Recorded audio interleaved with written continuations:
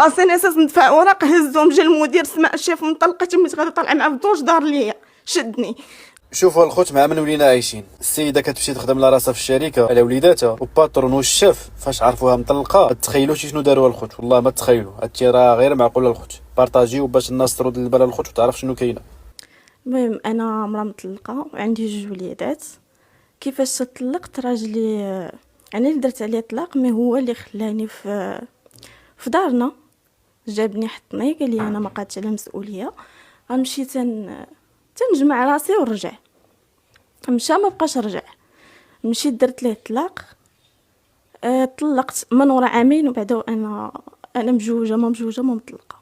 المهم مني درت ليه الطلاق صافي طلقت، ومن تما مبقيتش شفتو. ما كيجي عند الدراري، ما تيشوفهم، ما تيعطيني نفقه، ما حتى شي حاجه. رفعت الدعوه ديال النفقه، ما صورت والو، درت محامي. المهم محامي ما دار ليا والو. من بعد مني وقفت على هاد الشيء ومشيت للسيد على لعند الجندارم اللي حداهم، وقفات تما دابا 6 سنين. هو تزوج وولد وانا باقا كان خدامه على ولادي.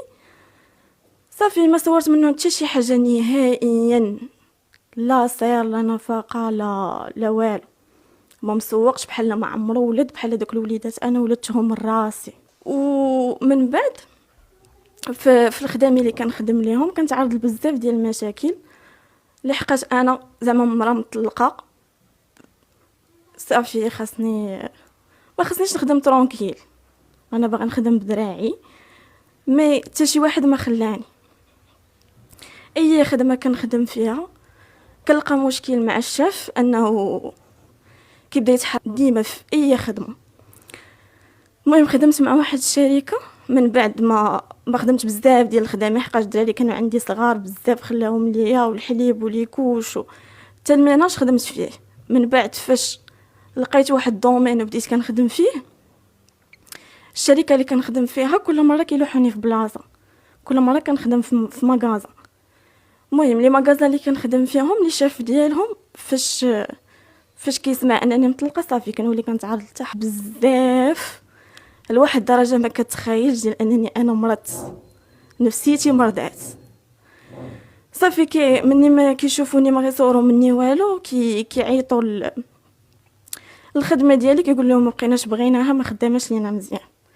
صافي شي 3 ديال لي مغازان اللي جلست منهم بسبب هذا الشيء. المغازان الاخرى اللي خدمت فيها